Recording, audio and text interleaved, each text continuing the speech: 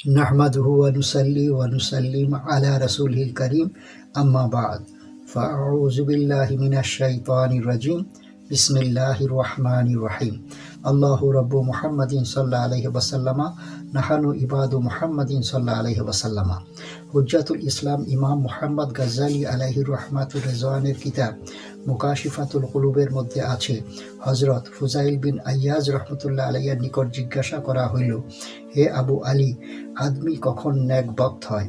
তিনি বলেন, যখন তাহার নিয়তের মধ্যে নসিহত, দিলের মধ্যে ভয়, জবানে সততা এবং অঙ্গে প্রত্যঙ্গে নেক আমল প্রকাশ পায়।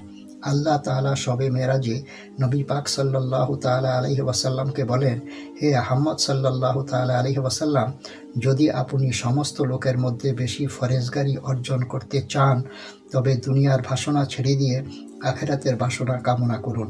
তখন আপনি বললেন, হে রাব্বুল আলামিন, দুনিয়ার বাসনা থেকে মুক্তির উপায় কি?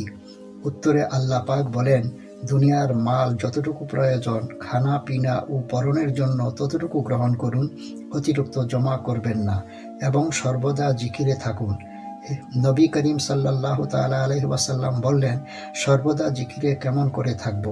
উত্তরে আল্লাহ পাক বলেন, লোকজন থেকে দূরে সরে নামাজ ও ক্ষুধাকে খাদ্য বানান।